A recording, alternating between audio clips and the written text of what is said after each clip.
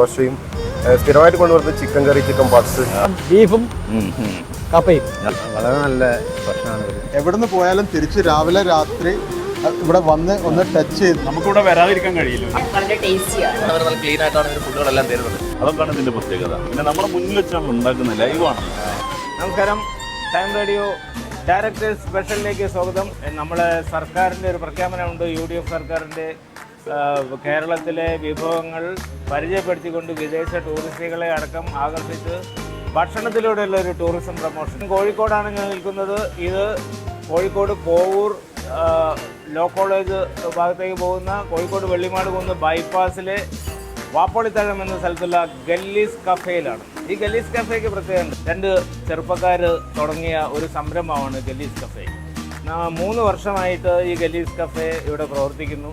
നാടൻ ഭക്ഷണം നൽകുക എന്നതിലുപരി ഇവിടെ തൊഴിലാളി സൗഹൃദവും ഒപ്പം ഉപഭോക്തൃ സൗഹൃദവും ഒരുമിച്ച് കൊണ്ടുപോകുന്ന ഒരു ഹോട്ടൽ എന്നുള്ള പ്രത്യേകതയാണ്. ഇവിടെ തൊഴിലാളി മുതലാളി എന്നുള്ള വ്യത്യാസമില്ലാതെ ഞാൻ പലപ്പോഴും പറയും, ഇത് ഇന്ത്യൻ കോഫി ഹൗസ് പോലെ തൊഴിലാളികളുടെ ഹോട്ടലാണ്. കാരണം ജീവനക്കാരാണ് ഇതിവിടെ കൂടുതലും നടത്തുക. 2 ചെറുപ്പക്കാരും ആണ് ഇത് സംരംഭം. ഉണ്ണി, അതുപോലെ സുബിൻ എന്ന് പറഞ്ഞ 2 ചെറുപ്പക്കാർ. അവരുടെ ആത്മാർപ്പണത്തിൻ്റെ സമർപ്പണമാണ് ഈ ഹോട്ടലിനെ ഇത്ര ചെറു പ്രായത്തിൽ തന്നെ വലിയ വിജയത്തിൽ എത്തിച്ചിരിക്കുന്നത്. വ്യത്യസ്തമായ നാടൻ വിഭവങ്ങളാണ് ഇവിടുത്തെ പ്രത്യേകത. ഈ വിഭവങ്ങൾക്കൊപ്പം തന്നെ അവർ നൽകുന്നത് ഒരു ചേർത്ത് പിടിക്കലിൻ്റെ ഒരു സംസ്കാരം ഈ ഹോട്ടലിനുണ്ട്. ഇതൊരു കച്ചവട കേന്ദ്രം എന്നുള്ള ഉദ്ദേശത്തിനപ്പുറം ജനങ്ങളുമായിട്ട് വലിയ അടുപ്പം സ്ഥാപിച്ചുകൊണ്ടുള്ള ഒരു വീട്ടകത്തുനിന്ന് ഭക്ഷണം കഴിക്കുന്ന ഒരു പ്രത്യേകത ഈ ഗല്ലീസ് കഫേക്ക് ഉണ്ട് എന്നുള്ളതാണ്.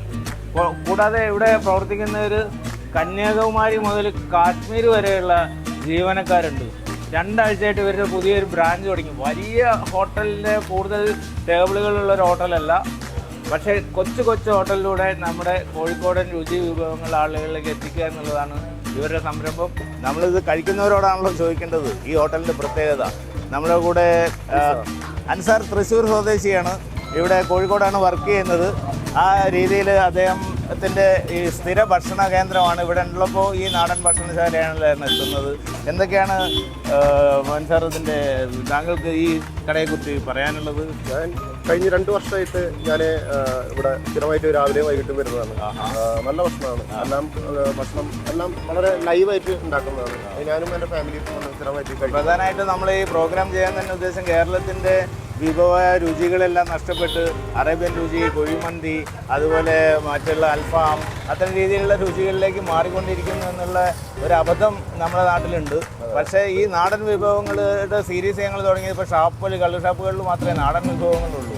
ആ രീതിയിൽ ഇവിടുത്തെ ഈ നാടൻ വിഭവങ്ങളുടെ ഒരു പ്രത്യേകത എന്തൊക്കെയാണ്? താങ്കൾ സ്ഥിരം അവിടെ നിന്ന് കഴിക്കാറ്?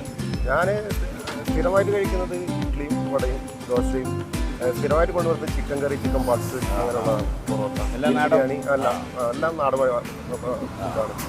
ഇവർ ലൈവായിട്ടാണ് എല്ലാം ഉണ്ടാക്കുന്നത്. എല്ലാം നല്ല ഫുഡാണ്. ഏറ്റവും കൂടുതൽ യാത്ര ചെയ്യുന്ന ആളാണെന്ന് കഴിഞ്ഞാൽ ഫ്രഷ് ഫുഡ് കഴിക്കാം. അതാണ് ഏറ്റവും വലിയൊരു പ്രത്യേകത. ലൈവായിട്ട് നിർമ്മാണം നടക്കുന്നു. വളരെ ചൂടായിട്ട് ഭക്ഷണം ലഭ്യമാകുന്നു എന്നുള്ളതാണ്. ഏകദേശം ഒരു 3-4 വർഷമായി സ്ഥാപനം തുടങ്ങിയിട്ട്. ഞാൻ 2 വർഷമായിട്ട് സ്ഥിരമായിട്ട് ഈ ഭാഗത്ത് ഇവിടെ ഭക്ഷണം കഴിക്കാനായിട്ട് വരാറുണ്ട്. ഇദ്ദേഹം നല്ലൊരു ഫിറ്റ്നസിൻ്റെ ആൾ കൂടിയാണ്. അതുപോലെ രാവിലെ ജിമ്മോ കഴിഞ്ഞാലും ആദ്യം ഇവിടെ എത്തുക. അതുപോലെ ഇദ്ദേഹം യാത്രകൾക്ക് ഭയങ്കര പ്രിയമാണ് ഞാൻ കേട്ടിട്ടുണ്ട്. അപ്പോൾ ഒട്ടേറെ കേരളത്തിൽ അവിടെയും ഇവിടെയൊക്കെ പോയിട്ടുണ്ട്. അപ്പോൾ അതൊക്കെ വലിയ ഹോട്ടലുകളൊക്കെ നിങ്ങൾ സന്ദർശിച്ചിട്ടുണ്ടാവും. ഇത് ഒരു കാണുമ്പോൾ ചെറിയ കടയാണെങ്കിലും ആ ഒരു വ്യത്യസ്തത എങ്ങനെയാണ് ഇവിടെ ഫീൽ ചെയ്യുന്നത്? ഭക്ഷണം നല്ല ടേസ്റ്റുള്ള ഭക്ഷണം എവിടെ കിട്ടും അത് സെലക്ട് ചെയ്ത് സെർച്ച് ചെയ്തിട്ട് പോയി കഴിക്കുന്ന സ്വഭാവം എനിക്ക് പറഞ്ഞായിരുന്നു. ഈ പറഞ്ഞ യാത്രകളുടെ കാര്യം പറഞ്ഞപ്പോൾ വയനാടും കോഴിക്കോട് ചുറ്റുവട്ടത്ത് തന്നെ ഒരുപാട് നല്ല ഹോട്ടലുകൾ ഭക്ഷണം കഴിക്കാറുണ്ട്. പ്രത്യേകിച്ച് ഇപ്പോൾ ഇവിടെ ഗല്ലി കഫേ എന്ന് പറയുമ്പോൾ നമ്മൾ ഇവിടെ രാവിലെ തൊട്ട് നല്ല ക്രൗഡാണ്. ഇപ്പം ഇത്തിരി ക്രൗഡ് കുറവുണ്ട്. എന്നിരുന്നാൽ പോലും എന്താ പറയുക, എല്ലാവർക്കും പൊതുവേ ഇവിടെയുള്ള ആൾക്കാരല്ല, പുറത്തുനിന്നുള്ള ആൾക്കാരാണ് ഏറ്റവും കൂടുതൽ ഇവിടെ ഭക്ഷണം കഴിക്കുന്ന ആൾക്കാർ. അതാണ് ഇതിൻ്റെ പ്രത്യേകത. ശ്രീ അൻസാർ പറയുന്ന മാതിരി അൻസാർ പ്രത്യേകിച്ച് ഓൾ കേരള യാത്രാ ആഴ്ചകളിലൊക്കെ പോകുന്ന ആളാണ്. അപ്പോൾ അദ്ദേഹം ഒട്ടേറെ ഹോട്ടലുകളും വലിയ ഹോട്ടലുകളൊക്കെ പോയിട്ടുണ്ട്. അവിടെയാണ് ഈ ചെറുകടയുടെ പ്രത്യേകത. ഗല്ലീസ് കഫേ മുന്നിട്ട് നിർത്തുന്നത് ഇവിടുത്തെ രുചി വൈവിധ്യമാണ്. നമുക്ക് മറ്റുള്ളവരിലേക്കും പോകേണ്ടത്. നമുക്ക് 2 മുഖ്യാതിഥികളുണ്ട്. ഇവരും ഇവിടുത്തെ സ്ഥിരം കസ്റ്റമേഴ്സാണ്. ഇവരൊക്കെ ഓൾ കേരള സഞ്ചരിക്കുന്നവരാണ്. വലിയ വലിയ ഹോട്ടലുകളിൽ നിത്യ സന്ദർശകരാണെങ്കിലും ഇവിടെ നിന്നാണ് ഇവരുടെ പ്രധാന ഭക്ഷണം. രാവിലെ എക്സസൈസൊക്കെ കഴിഞ്ഞാൽ നേരെ ഇവിടെ എത്തും. ഇവിടെ നിന്നുള്ളൊരു ഭക്ഷണം കഴിഞ്ഞിട്ടാണ് പിന്നെ വീട്ടിലേക്ക് പോകുന്നത് എന്നുള്ളൊരു പ്രത്യേകത ഉണ്ട്. ഇതേ അശോക് കുമാർ സീനിയർ അഡീഷണൽ കമ്മീഷണറായിട്ട് ഇൻകം ടാക്സിന് വിരമിച്ച ആളാണ്. ഇത് മിസ്റ്റർ സാജിത്ത്, അദ്ദേഹം വലിയൊരു കടുത്ത സിനിമാ പ്രേമിയാണ്, വലിയൊരു ബിസിനസ് ടൈക്കൂണാണ്. പക്ഷേ ഭക്ഷണം കഴിക്കാൻ നമ്മുടെ ഗല്ലീസിൽ എത്തുന്നു എന്നുള്ളതാണ്. അതുകൊണ്ട് തന്നെയാണ് ഈ ഹോട്ടലിൽ നമ്മൾ ഈ ഡയറക്ടേഴ്സ് സ്പെഷ്യലിലേക്ക് ഉൾപ്പെടുത്താൻ കാരണം. ഇതിൻ്റെ വലുപ്പമല്ല, ഇവരുടെ മനസ്സ് നിറഞ്ഞുള്ള ഈ ഭക്ഷണ വിതരണമാണ് നമ്മളെയൊക്കെ അടുപ്പിക്കുന്നത് എന്നുള്ളതാണ് ഈ ഹോട്ടലിൻ്റെ പ്രത്യേകത. അശോക് സാർ, എന്താണ് നമുക്ക് ഈ ഒരു ഹോട്ടലിലെ പലരും ഈ ബെഞ്ചുകൾ 2 ബെഞ്ചുണ്ട് ഇവിടെ പുറത്ത്. ഇവിടെ ഇരുന്നാൽ പിന്നെ കുറേ നേരം ഇരുന്നിട്ട് എല്ലാവരും പോവുള്ളൂ. ഞാൻ വരുന്ന സമയത്താണെങ്കിലും ഞാൻ കുറച്ച് നേരം വിശ്രമിക്കുന്ന സ്ഥലമാണ്. ഏതായാലും ഇവിടുത്തെ വിശേഷങ്ങൾ അവർ തന്നെ പറയട്ടെ. അശോക് സാർ, എന്താണ് ഇവിടുത്തെ ഈ ഒരു ഹോട്ടലിനെ നമ്മൾ മറ്റുള്ള ഹോട്ടലുകളിൽ നിന്ന് വ്യത്യസ്തമായിട്ട് കാണുന്നത്? നമ്മുടെ കേരളീയ ഭക്ഷണം തന്നെ ബെസ്റ്റ്. ബീഫും കപ്പയും അതാണ് മെയിൻ ഇവിടുത്തെ നിങ്ങൾ ഇഷ്ടപ്പെടുന്നത്. ഓക്കെ. പിന്നെ പാർട്സ് ഉണ്ട്, പിന്നെ പൂരി ബാജി ഉണ്ട്, പിന്നെ പുട്ട് തന്നെ 2 ടൈപ്പ് ഉണ്ട്. ഗോതമ്പ് പുട്ടുണ്ട്, കാരണം മറ്റേ ഈ ഷുഗറുകാർക്കൊക്കെ അതിനൊക്കെ ഉള്ള ആ ടൈപ്പുണ്ട്. പുട്ട് സാധാരണ കാർബോ ഹൈഡ്രേറ്റ് ആണെങ്കിലും ഇത് ഗോതമ്പിൻ്റെ അപ്പോൾ അത് കഴിക്കാനുള്ള ആൾക്കാരുണ്ട്. പിന്നെ വേറെ അതിൻ്റെ ഹൈലൈറ്റ് എന്ന് പറഞ്ഞാൽ ഇവിടുത്തെ നല്ല ജിഞ്ചർ ടീ അടിപൊളിയാണ്. അതൊന്ന് കഴിച്ചു കഴിഞ്ഞാൽ പിന്നെ ഒരു ഉച്ചവരെ ഉന്മേഷം ഉണ്ടാവും. ഞാനിവിടെ ഏറ്റവും പ്രിഫർ ചെയ്യുന്നത്, എന്നെ സംബന്ധിച്ച് ഞാൻ ഷുഗറും കൂടി പിടിവിട്ട ആളാണ്. അപ്പോൾ ഞാൻ എന്ത് ചെയ്യും, രാവിലെ വന്ന ഈ പറഞ്ഞ മാതിരി ഗോതമ്പ് കഷ്ണം പുട്ടും മുട്ടക്കറിയാണ്, നാടൻ മുട്ടക്കറി എനിക്ക് ഭയങ്കര ഇഷ്ടമാണ് ഇവിടുത്തെ. അതൊന്നും കിട്ടാനില്ല. ഇപ്പോൾ നമ്മളിപ്പോൾ കേരളത്തിൻ്റെ രുചി വൈവിധ്യങ്ങളെ പരിചയപ്പെടുത്താൻ നോക്കിയപ്പോൾ അത് കള്ള് ഷാപ്പുകളിൽ മാത്രമേ ഉള്ളൂ. ഗ്രാമീണ ഹോട്ടലുകൾ വരെ ഇപ്പോൾ ഈ അറേബ്യൻ ഫുഡ്സിൻ്റെയൊക്കെ പുറകെ പോയി നമ്മുടെ രുചി സാധ്യതകളെ മറന്നു പോകുക എന്നുള്ളതാണ്. ഇത് വീട്ടിലെ ഭക്ഷണം പോലെ കിട്ടുന്നു എന്നുള്ളതാണ് ഒരു പ്രത്യേകത. ഞാൻ പറയാം, സാറ് പല സ്ഥലങ്ങളിലും യാത്ര ചെയ്തപ്പോഴൊക്കെ പല ഹോട്ടലുകളിലും കയറുന്നുണ്ടല്ലോ. അപ്പോൾ അതും ഇതും താരതമ്യം ചെയ്യുമ്പോൾ ഇത്തരം നാടൻ ഭക്ഷണശാലകൾ വീണ്ടും കേരളത്തിൽ വളർന്നു വരണം എന്ന് തോന്നുന്നുണ്ടോ? തീർച്ചയായിട്ടും വരണം. കാരണം ഇപ്പോഴത്തെ നമ്മുടെ ഫുഡ് ഹാബിറ്റ്സ് ഒക്കെ വ്യത്യസ്തമാണ്. അപ്പോൾ നല്ല നല്ല രീതിയിലുള്ള പിന്നെ ഭക്ഷണങ്ങൾ കിട്ടാനുള്ള പിന്നെ അൾട്രേഷൻ മായം ചേർത്തിരിക്കുന്നത്, പിന്നെ ഈ എന്താ പറയുക പ്രിസർവേറ്റീവ്സ് ഒക്കെ ഉപയോഗിച്ചിട്ട്. കാരണം വലിയ വലിയ ഹോട്ടലിൽ എന്ന് പറഞ്ഞാൽ ആകെ 3-4 ആൾക്കാരാണ് വരിക. ഒരു മീൻ വാങ്ങിയാൽ തന്നെ അത് ഒരാഴ്ചത്തേക്ക് ഉണ്ടാവും. അത് പക്ഷേ ഐസിലും ഒക്കെ ഫ്രിഡ്ജിലൊക്കെ വെച്ചിട്ടാണ്. സത്യം പറഞ്ഞാൽ നമ്മുടെ ശുദ്ധ ഭക്ഷണം നഷ്ടപ്പെട്ടുകൊണ്ടിരിക്കുകയാണ്. അവിടെ നമ്മൾ തിരിച്ചു പിടിക്കണം. ഇതെന്ന് പറഞ്ഞാൽ അന്ന് കിട്ടുന്ന മീൻ അന്നത്തേക്ക് തന്നെ മതിയാകാത്ത കടകളാണ് നാടൻ. കാരണം ടേസ്റ്റ് ചിലപ്പം അല്പം കുറഞ്ഞാലും നമുക്ക് രുചിയുള്ള അല്ലെങ്കിൽ നമ്മുടെ നാവിന് പിടിച്ചില്ല എന്ന് വരും മറ്റ് ഭക്ഷണങ്ങൾ കഴിക്കുന്നതുകൊണ്ട്. ജങ്ക് ഫുഡ് എന്നൊക്കെ പറയുന്ന അതുപോലെ ആരോഗ്യത്തിന് ഗുണപ്രദമായുള്ള നമ്മൾ അത് തന്നെ തിരഞ്ഞെടുക്കണം.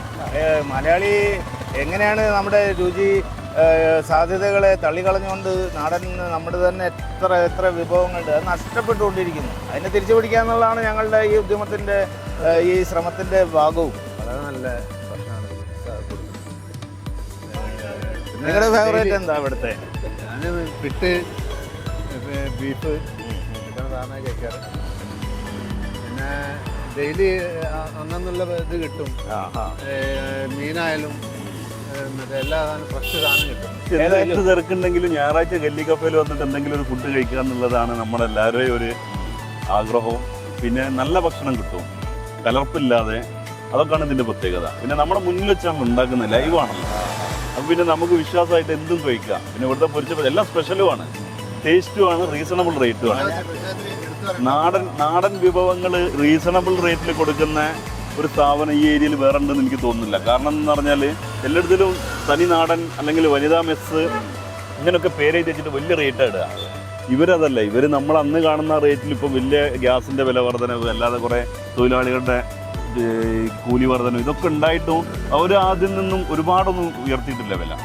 ഒരു എല്ലാവർക്കും ഒരു താങ്ങാവുന്ന. ഞാൻ ഉദ്ദേശിക്കുന്നത് ഈ ജനങ്ങളുടെ ഇഷ്ടപ്രകാരം അവർ വിഭവങ്ങൾ മാറ്റി തരുന്നു. ഇപ്പൊ തന്നെ അവര് കുറെ ആഡ് ചെയ്തു. പിന്നെ സാറ് സൂചിപ്പിച്ച പോലെ ഇപ്പൊ ഷുഗർ പേഷ്യൻസിനൊക്കെ ഉള്ള രീതിയിൽ ധാന്യങ്ങളെ കൊണ്ട് വ്യത്യസ്ത ധാന്യങ്ങളെ കൊണ്ട് പിട്ട് അതുപോലെ അതൊന്നും കിട്ടുന്ന സ്ഥലത്ത് വേറെ എവിടെ ഇല്ല. അത് 14 രൂപക്കാ കൊടുക്കുന്നത്. ഉപഭോക്തൃ മനസ്സിലാക്കണോ, ഉപഭോക്തൃ സൗഹൃദം കൂടിയാണ്. ഉപഭോക്താക്കളുടെ താല്പര്യം അനുസരിച്ചും കൂടി ഒരിക്കൽ വന്നവന് പിന്നെ എന്തായാലും ഇവിടെ ഒരു റെഗുലർ കസ്റ്റമർ, അവരെ ഫാമിലി, അവരെ ഫ്രണ്ട്സ്, അങ്ങനെ അങ്ങനെ അങ്ങനെ ഇത് വളരുന്ന മൗത്ത് പബ്ലിസിറ്റിയിലൂടെയാണ്. ഇത്രയാണ് നമ്മുടെ സർക്കാരിന്റെ ഉദ്ദേശവും. കാരണം ഇങ്ങനത്തെ സ്ഥാപനങ്ങളെ സർക്കാർ അല്ല എല്ലാവിധ കോർപ്പറേഷൻ ആണെങ്കിലും ആണെങ്കിലും. ഇപ്പൊ കോഴിക്കോട് നമ്മൾ കേട്ടാൽ ആദ്യം തന്നെ രുചി എന്നുള്ളതാണ് പുറംനാട്ടുകാരൊക്കെ പറയാം, രുചിയുടെ കേന്ദ്രം. പക്ഷെ ഇവിടുത്തെ രുചി നമ്മുടെ കേരള രുചികൾ നഷ്ടപ്പെടുന്നു.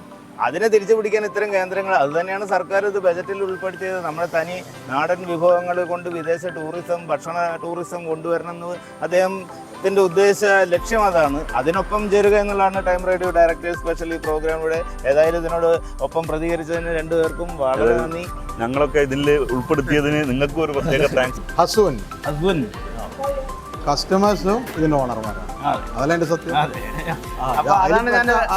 നമുക്ക് അതിൽ വരാനുള്ള ചോദ്യം വെച്ചാല് എവിടുന്ന് പോയാലും തിരിച്ച് രാവിലെ രാത്രി ഇവിടെ വന്ന് ഒന്ന് ടച്ച് ചെയ്തിട്ട് ഇവിടുന്ന് ഫുഡ് കഴിച്ച് പോയാൽ എന്തുണ്ടാവും? അപ്പൊ അതെന്താണ് അതിന്റെ പ്രത്യേകത? നാടൻ ഭക്ഷണം കിട്ടുന്ന ഭക്ഷണത്തില് ക്വാളിറ്റി, നമ്മളെ സ്റ്റാഫിൻ്റെതായാലും നമ്മളിതിന്റെ ഓണേഴ്സ് ആയാലും ഉള്ള ഏറ്റവും വലിയ ഒരു കൂട്ടായ്മയാണ് ഇവിടെ. പിന്നെ രാവിലെ നിങ്ങൾ പറഞ്ഞ പോലെ നമ്മൾ രാവിലെ ഒരു കൂട്ടായ്മ ഉണ്ട് ഇവിടെ, വാക്കേഴ്സ് ക്ലബ്ബ്, പിന്നെ അതല്ലാണ്ട് റിയൽ എസ്റ്റേറ്റ്, എല്ലാവരും വന്നിട്ട് ഒരു ഹബ്ബാണ്. ആ ഒരു ഹബ്ബ് ഈ ഗല്ലി കഫേയിൽ നിന്ന് എന്താവുണ്ട്, എല്ലാവർക്കും അതിൻ്റെ ഗുണങ്ങളും കാര്യങ്ങളും ഇത്രയും കാലമായിട്ട് ഇവിടുന്ന് കിട്ടുന്നുണ്ട്. പിന്നെ ഭക്ഷണത്തിൻ്റെ കാര്യത്തിൽ പിന്നെ ഞാൻ ഒന്നും പറയണ്ട, നിങ്ങളും ഇവിടെ വന്ന് കഴിക്കുന്നത്. ഗല്ലി കഫേ എന്ന് പറയുന്നത് നമ്മളെല്ലാവരെയും ഒരു കൂട്ടായ്മ പോലെയുള്ള ഒരു നമ്മുടെ സ്ഥാപനമായിട്ട് നമുക്ക് തോന്നുന്നതും നമ്മൾ വീട്ടിലുണ്ടാക്കുന്ന ആ ഒരു രുചിയോട് കൂടിയിട്ട് ഫുഡ് കിട്ടുന്നതാണ് ഇവിടുത്തെ ഒരു ബെനിഫിറ്റ്. വയറിന് കുഴപ്പമില്ല, അതാണ് അതിൻ്റെ സത്യം. ഭക്ഷണം ആ രുചി നമുക്ക് ഒഴിഞ്ഞു വന്ന് കഴിക്കാനും ഇവരുടെ സൗഹൃദം, അതാണ് ഏറ്റവും വലുത്. എന്നെ പ്രധാനമായിട്ടും ഞാനിവിടെ എത്തിപ്പെട്ടത് എനിക്ക് പുറത്തൊരു ബെഞ്ച്, ഒരു സൗഹൃദമായിട്ട് ഒരുപാട് ആളുകൾക്ക് വന്ന് കൂടാനും സംസാരിക്കാനും ദിവസം നമുക്കിവിടെ വരാതിരിക്കാൻ കഴിയില്ല. അത് ഞാൻ പലപ്പോഴും ശ്രദ്ധിക്കുന്നുണ്ട്. ഇവിടെ ജീവനക്കാർ, ഒരാൾ ജിമ്മാണ്, ഒരാൾ കഥ എഴുതുന്ന ആളാണ്, വേറെ ആൾ നടനാണ്.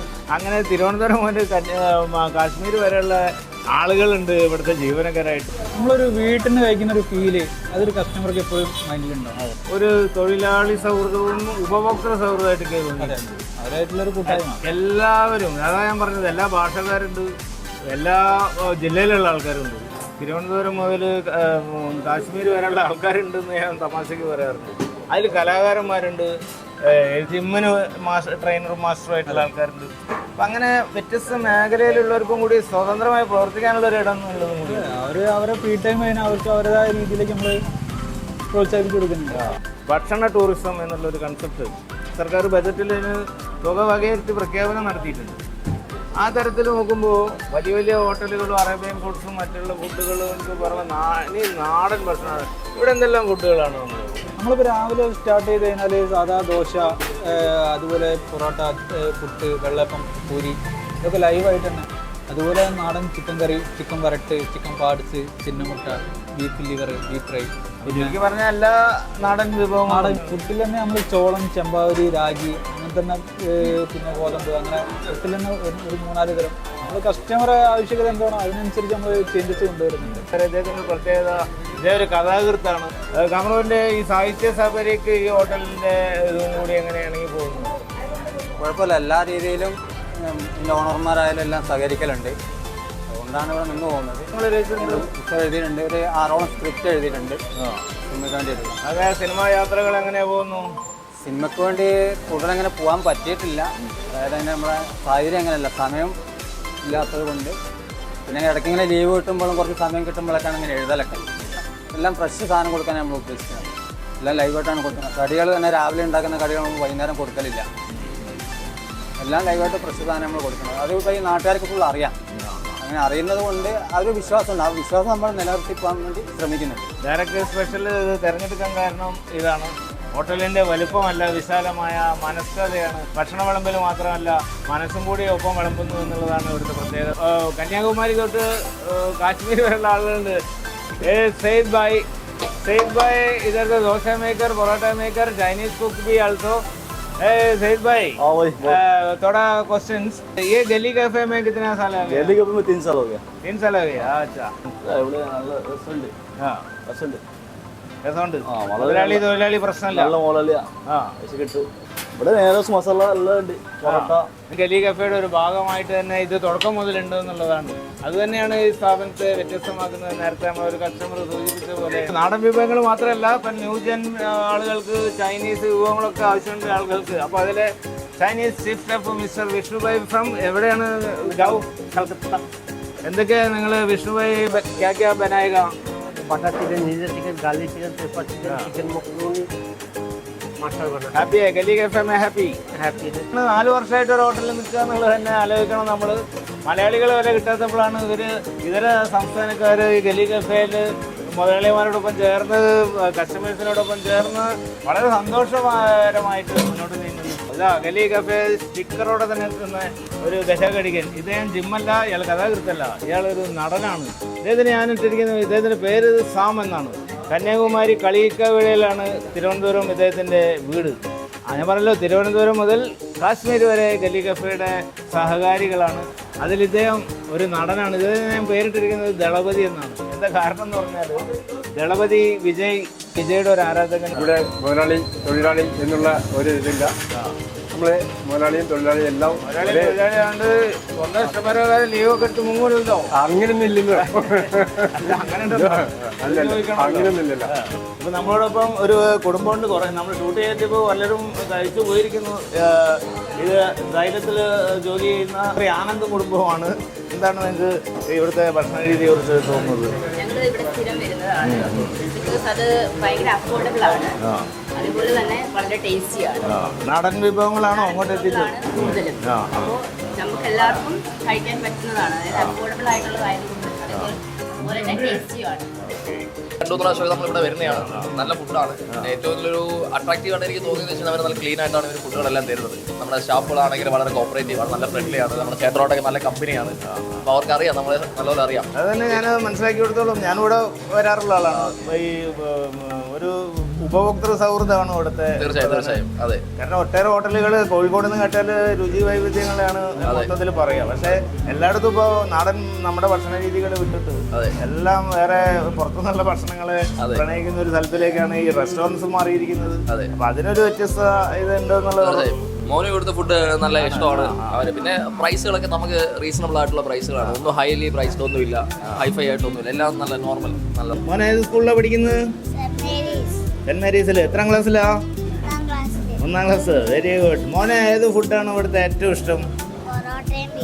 വേറെ എന്തൊക്കെയാ കഴിക്കുക? പനീർ ചപ്പാത്തി. ഓക്കെ. അപ്പോൾ കൊച്ചു കുട്ടികൾക്ക് വരെ ഇവിടുത്തെ വളരെ പ്രിയങ്കരമായിട്ടുണ്ട് ഭക്ഷണ രീതി എന്നുള്ളത് കൂടിയാണ്. ഇതാണ് യൂസഫ് ഭായ്, ഇവിടുത്തെ ഒരു നെടുന്തൂടാണ്. ലൈവ് വെള്ളപ്പം, പുട്ട്, പഴംപൊരി, എണ്ണക്കടികൾ മുഴുവൻ ഉണ്ടാക്കുന്ന ആളാണ് യൂസഫ് ഭായ്. മലയാളി അല്ലെങ്കിലും ഈ മലയാള രുചികളാണ് അദ്ദേഹം കൈപുണ്യമായിട്ട് ഏറ്റെടുത്തിരിക്കുന്നത്. യൂസഫ് ഭായിയുടെ ഒരു പ്രത്യേകത ഞാൻ പറഞ്ഞല്ലോ, ഇവിടെ കലാകാരന്മാർ, ജിം മാസ്റ്റർമാർ. ഇതൊരു ജിമ്മ്. ഇതാണ് പുള്ളിയുടെ പ്രധാന വിനോദം. ഡ്യൂട്ടി കഴിയുക, നേരെ ഫിറ്റ്നസ് സെൻറ്റർ പോവുക. അദ്ദേഹം വളരെ ഒരു ഫിറ്റ്നസ് മാൻ ആവാനും കൂടി ആഗ്രഹിക്കുന്നുണ്ട്. അതൊക്കെയാണ് ഗല്ലീസ് റെസ്റ്റോറൻറ്റ് പ്രത്യേകത. യൂസഫ് ഭായ് എത്ര വർഷമായി ഇവിടെ? കേരളം വന്നിട്ട് 8 വർഷമായി. അവിടുത്തെ 4 വർഷമായി. ഡൽഹി സ്റ്റാർട്ട് ചെയ്ത മുതലുണ്ട്. അപ്പോൾ അദ്ദേഹം ജിമ്മൊക്കെ ആണെങ്കിലും ക്യാമറയോട് പ്രതികരിക്കാൻ പുള്ളിക്ക് ചെറിയൊരു വെപ്രാളുണ്ടെന്നാണ് പറയുന്നത്. ഏതായാലും അദ്ദേഹം വിടാം. പക്ഷേ നമുക്ക് പറയാം, ഇദ്ദേഹം ഇവിടുത്തെ ഈ നാടൻ വിഭവങ്ങളുടെ ലൈവ് നിർമ്മാണം പുള്ളിയുടെ കയ്യിലാണ്. യൂസഫ് ഭായ് ഇവിടുത്തെ മെയിൻ ഷെഫ് എന്ന് പറയുന്നത്. നാടൻ കറികളൊക്കെ ഉണ്ടാക്കുന്നത്, ദമ്മ ബിരിയാണി ഇതൊക്കെ ചെയ്യുന്നത് കണ്ണൂർ സ്വദേശിയായ ബാലേട്ടനാണ്. അത് നാടൻ ചീഫ് ഷെഫ് പുള്ളിയാണ്. പുള്ളി ഇവിടെ ഉണ്ടായിരുന്നു. പക്ഷേ ഇന്നത്തെ തിരക്ക് കാരണം പുള്ളി എന്തോ സാധനം വാങ്ങാനും പോയതുകൊണ്ട് ചിലപ്പോൾ നേരത്തെ എത്തുകയാണെങ്കിൽ പുള്ളിയും കൂടി നമുക്ക് ഉൾപ്പെടുത്താം. ഏതായാലും ഈ ഗല്ലീസ് കഫേയുടെ പ്രത്യേകത സർക്കാർ ഉദ്ദേശിച്ച തരത്തിലുള്ള നാടൻ വിഭവങ്ങൾ കൊടുക്കുന്നു എന്നുള്ളതാണ്. ഏതായാലും നമുക്ക് മറ്റ് കസ്റ്റമേഴ്സിലേക്കും പോകാം. Thank you.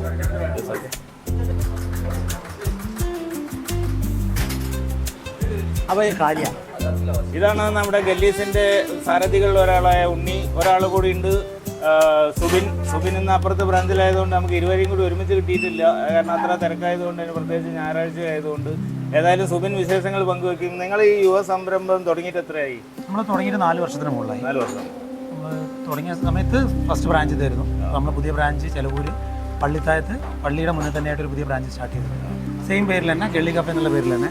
അപ്പം നിങ്ങളെ പറ്റിയിട്ട് ഞങ്ങൾ ബൈറ്റ് എടുക്കുമ്പോൾ മൊത്തം ആളുകൾ പറയുന്നത് കസ്റ്റമർ സൗഹൃദവും അതിൻ്റെ തൊഴിലാളി സൗഹൃദമാണ്. അത്തരം രീതിയിലേക്ക് നിങ്ങൾക്ക് നേരത്തെ തന്നെ ഈ ഹോട്ടൽ ബിസിനസ്സിൽ ഉണ്ടായിരുന്നു?